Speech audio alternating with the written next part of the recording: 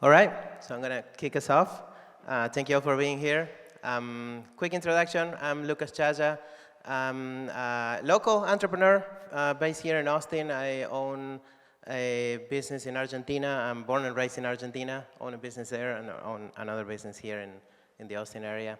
And I'm very excited about this panel. I think it's going to be very, very insightful. So the title of the session is Faster Than Ever, Harder Than Ever, the hidden struggles of building today. So here's the frame. Today, founders are building faster than in any other time in the past, but that comes with a cost. And now we have three people that they just work every day helping founders minimize those costs and do the things right from the first time. So we're going to have from the legal, from finance, and from the HR, people operations perspective. Let me introduce our amazing panelists today. First, we have Kira Heizer. She's a partner and fractional CFO at EisnerAmper, where she leads outsourced finance and accounting practice. Her specialty is consumer and CPG brands. Next, continue with ladies, we have Andrea Hoyos. She's the CX lead at Justworks. Andrea spent over 10 years in customer support leadership, helping small businesses reach their full potential. And she also has 2 podcasts, so I want you to tell us about that. And then, last but not least, we have Jensen. He's a partner at Orrick, a global law firm servicing the tech and innovation, energy infrastructure, and health tech sectors. And Jim is the co-head of Orrick's fund formation practice. He advises investment funds and tech companies at every stage of growth. So to get us started, let's do a quick round of introductions in 1 minute, each one of you, if you want to tell us who you are, what you're working on, and how you can help the founders and investors here in the audience. Well, I'll start since I have the microphone. So I'm Andrea with Justworks, and I manage a team that is solely dedicated to stripping away the friction that founders have when it comes to payroll, compliance, benefits, all that fun stuff. And they're there to guide, to walk through not only founders, but also their operators. So our team is dedicated to really just being guides and educating the teams to making sure that they know exactly what to expect, and just like taking away that burden that comes with running a business. You know, founders are wanting to build up on their dreams, and then when it comes to like all the HR and admin stuff, they really don't know where to go or where to start. So that's where we come in as Justworks. And then on my free time, I'm on pause right now, but I have 2 podcasts. One that is currently on pause for quite some time, focused more on like relationships and community building. And then the second one is focused on motherhood and womanhood. I recently became a mother 2 years ago, and I wanted to get some answers and build community. So I started a podcast that was focused on, on building up women going through motherhood. So that's a little bit about me. What's the name of the podcast? Hello, Mama. Jim Jensen, I got a podcast too, and it's hard. I gotta tell you, and Nick will appreciate this, mine's on my NBA basketball team, of course, but it is hard to get traction. It is hard, but I'm a lawyer, but I'm the unlawyer because I'm an entrepreneur. I started as a startup lawyer, and now I represent mainly investment funds at Orrick. And I say I'm the unlawyer because I know clients are gonna do things wrong. That's okay. Right? I mean, if you do everything right legally, you're going to be out of business. I got to tell you, as like a startup, you got to do things wrong, right? Uber, if it would have complied with all the laws, it would have never been in business, right? So I'm kind of the lawyer that'll tell you straight what matters and what doesn't matter, and I think I do that on both the fund and the startup side. I think it resonates with my clients. I'm also a startup founder on the side. I've sold 2 businesses since I've been practicing. I have another one now. Not home run exits, but there's always a hope, right? And that's what it's all about.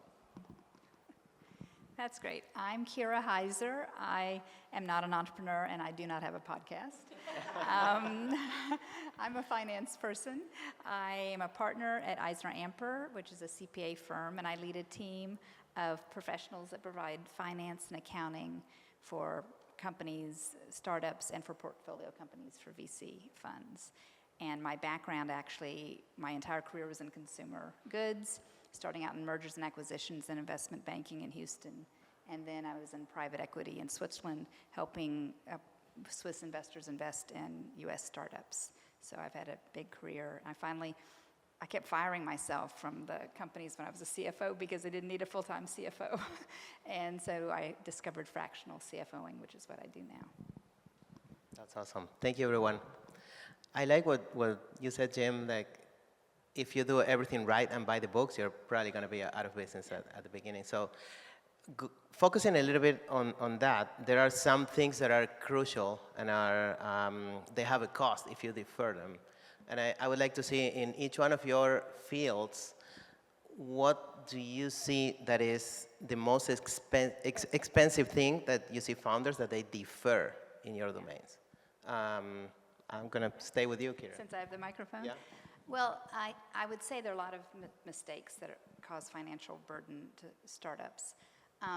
Messy books is a big one. It seems simple, but literally messy books, you lose the confidence of the investors, you lose confidence in due diligence, and I have literally seen an investor ask a founder, how do you handle your expense reports? How do you handle your expenses? And the founder said, oh, I just put everything on the credit card, my expenses, business expenses. And the investor walked and said, how do you expect me to trust you with my money if you can't organize your own? So I do think just that general messiness, not having a good control over your processes. If you're a consumer goods company, particularly difficult when you have inventory and trade spend, that you can lose track of those very, very quickly. But I would say the most expensive mistake is founders tend to think of finance and accounting as a necessary evil.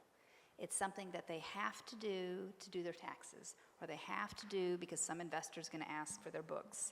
And they haven't understood that having proper finance and accounting is key to being successful in your business. And that's really the most costly mistake, is when they don't realize that keeping track of their inventory, understanding their unit economics, understanding their cash flow is key to their success. And that's really a big mistake. Couldn't agree more. It's not fun, but it's necessary. But it's crucial, yeah. Yeah, it's an interesting comment. I'd like to go on that. Is that, in the same question, right? Is that I had a company I represented on an IPO path where investors asked him, like, what was the revenue going to be this month? And he would say, and this is real revenue. He said, oh, we're going to do between 150 and 200 million. I got to tell you, if you're that imprecise, it kills you, right? You lose 100% confidence for investors. You do something like that. You got to know your numbers. The two things for me that can cause problems for startups on the legal side is that your contracts can be wrong. It's okay. They can be not signed. It's not ideal, but it's okay. The two things are, if you are a tech company and you have people that work on the product, particularly like tech people, and they don't sign their IP to the company, it could cloud the IP forever.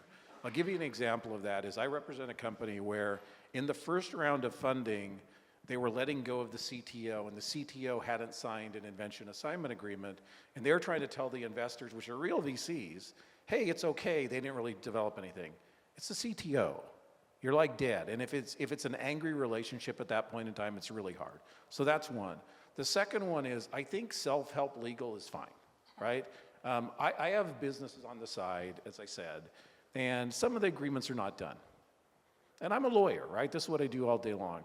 What can hurt you is if you do agreements where you make promises to people that you should never do. So I'll give you an example is I had this company I still represent them, where they promised an early employee 10% of the company, no vesting, nothing. And once it became a unicorn, became very expensive to pay that person off. Now that person left the company, was long gone, et cetera, but they got a claim. And ultimately, they paid the person $10 million for a clown that never even worked for them because there was like this terribly written promise. So you just have to be really careful about certain things, and doing things where you make firm promises on equity can crush a company. In most cases it doesn't because the company's not worth anything, but if it ever becomes worthwhile, it's costly. I'll just kind of piggyback from an HR perspective. I think that a lot of founders, and what we encounter quite a bit when they come to us, to Justworks, is that a lot of them think that HR is just a cost center instead of infrastructure, and it can really save companies whenever they're scaling and they're growing. And a handshake or a poor onboarding process or something can really end up biting you in the form of a tax notice, a legal notice, or losing good new hires. So I think that having like a really strong HR infrastructure is key, especially when you're starting to feel that momentum of your business growing, and preparing for taking it to the next level, to just get ahead of it versus waiting for the last minute to like repair and try to like fix it and come to us and be like, oh my gosh, what do I do now? And you can avoid all that work if you just like, reach out for help. Thank you all. Now we're gonna switch focus a little bit to the elephant in everyone's room, which is AI. So I'd like to learn, like in each of your fields, how you guys are implementing AI in your day-to-day operations, and how is that impacting, and what that means for the founders that you help. I can start too. Yeah. So I think there's a couple layers to this. I think the first one is like from our point of view, it's really helping with like alleviating some of that like those day-to-day tasks or data entry that can be so costly and time-consuming for teams. So now we're implementing it in a way where it's kind of like streamlining a lot of these like admin tasks and allowing our teams to really focus on helping the founders, high empathy, high nuanced kind of situations. And then from like more of a leadership perspective, and this is not just from a managerial perspective, but from a founder's perspective, I think where the founders are winning is when they're really trying to implement AI as a way to make it more efficient for people to do their job well versus a headcount replacement. And I think that sometimes when you are managing teams, that can really get kind of like muddy. Like some people are really adapting to it and engaging with it, and some people are like, especially in the customer support world, are worried about like, is this going to replace my job? So as leaders, we really have to make sure that we're showing them that this is actually a tool to make your life and work easier, and we're not trying to take your job away, we're just trying to make it more meaningful. Yeah, I think how it's going to impact us, we don't know, because it just impacts us more every day. What I'll say is that, what I say when I'm training attorneys coming up, I say the two things that clients are going to judge you on is attention to detail and responsiveness. I think AI is affecting that second one tremendously, is that you can implement tools now where one, we take a mandate. If somebody emails us, you respond. Even if you can't get back to them, you say like, look, I got your email, I'm going to respond to you. But now you can get back to them faster, at least the initial thought of saying like, look, I got this markup on a document, what do you think? Well, they may have run it through an AI tool anyhow, but you can quickly go through and say, look, I agree with this, and send them something back and say, I'm going to get back to you with like a full thoughts later. So I think that is the responsiveness that's helping tremendously. The other thing is it's going to create innovations in our field, and we have to be first and in front of that. Like, I think you need to look at it and say, this is going to innovate and lower costs in a certain respect, and that's okay. We just need to figure out how to do it, and if you don't, you're in trouble. There was a guy in this last 2 sessions ago that talked about a law firm, Kirkland & Ellis, which is one of the biggest, best firms that's out there, most prestigious firms that's out there. And he said, look, what you're getting with Kirkland & Ellis is not necessarily the work product, it's the stamp of it was reviewed by Kirkland & Ellis. And that's the way I think firms have to look at it. It's like, look, it's going to change our business model, but still if we're the most credible out there or a credible firm, we're still going to have value there. But we need to use it to be cheaper, faster, and easier. And I don't see it as a negative. Honestly, I see it as a positive for our industry. Yeah, I guess finance and accounting is the one everyone says, AI is going to replace accounting, and they talked this morning about predictable inputs and predictable outputs, and that's true, that there are a lot of basic repetitive accounting tasks that can be easily replaced by AI. I found on the finance and the forecasting side, it's very much more difficult to do. It's less predictable, especially with startups. You don't have the history. Startups tend to pivot, and so I think there's a lot of nuance on the forecasting side. But I do think there are fewer and fewer excuses for founders. They need to understand their numbers. They always have, but it's easier. They have less excuses, and I do think they are using AI. They are cost conscious. They're bootstrapping. The issue I'm seeing with it is that founders tend to want a fast answer. They want an inexpensive answer, which is normal, but they are feeding input that's not complete into a machine that is making assumptions. And I think very often they're getting very confident, very quick answers that are not fully thought through. And they don't have the experience to know that the answer is flawed, very flawed. I actually have a client now.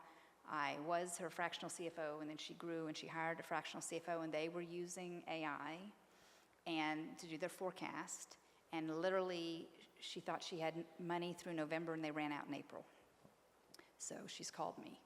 And that is very scary because AI became this black box where she was putting in assumptions, and whoever was feeding the AI either didn't understand the trade terms or didn't understand the days in inventory or the cash conversion cycle, and the result they got seemed wonderful, and it's what she wanted to hear, money through November, that's great. And they all believed it, and it was completely flawed. And that is the danger of using AI. Garbage in, garbage for out. like critical. Yeah, it's just critical. Because there are some others, like, I don't know, in my case, we have one activity that is regulated, so we have to have like bookkeepers. But then for my corporate books, I just replaced my bookkeeper with Claude. Yeah. And it's like every Monday, perfect. I need help with these 5 things, and it's like, but I completely agree that critical, like, forecasting, thinking, Understanding like, your cash flow, you probably shouldn't give to AI. You should have like. They don't know there's a big bill coming, Yeah, exactly.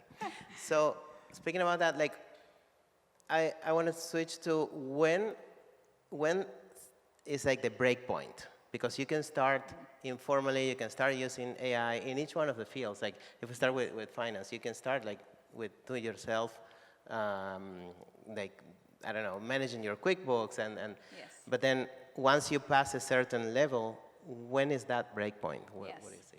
I think, generally speaking, the break point is not a revenue number. I often say people, should we come to you at 2 million or 5 million or 1 million? When do you? And my answer is normally you need some finance help very early on. And I encourage people to double check their unit economics, double check their price points, their margins, understand that cash conversion cycle, make sure, they haven't done the math to figure out if they're getting the product in China and they're shipping it, when do they have to pay the deposit, and they haven't figured all that out. So early on, before they've made too many big finance decisions, I like for them to get some help. And then probably steady help comes at the next big point, which might be fundraise, a line extension, getting into a big retailer. A big one, people come to me and say, oh my God, I just got regionally into Whole Foods, or I've gotten a rotation in Costco. And you need to think through what the inventory, what the cash outlay is going to be for that. And so it's not often those inflection points where they realize that they don't know and they need that help. But I think at every life stage you need a little bit of finance help. I really think you do. Yeah, I agree. And Jim, from the legal side, it's kind of like same question. When do those early informal practices become expensive? When you make a mistake. It's hard. No, I was just thinking, like, you get into Costco. I wonder if it's good for a retailer to get into Costco, honestly. I bet they squeeze you if you're a retailer. But it's a tough one, because I got to tell you, I don't tell my mom what I charge per hour. Honestly, it's really hard with lawyers now because the legal rates are so high for good firms, big firms. You have to be really thoughtful in what you use a lawyer for. I think the nice thing, I'm a Silicon Valley-based lawyer. I know, Han and I were in-house at a fund together. That's why we've known Han forever. And I think Silicon Valley attorneys, you can get them on deferral. You shouldn't see it as free because you eventually have to pay, but you can get them on deferral. So I think you can talk to attorneys early. So I don't think it hurts to talk to attorneys early. I do think depending on what type of business you're developing, what type of fund you're developing, there's certain legal things that fit you and there's not.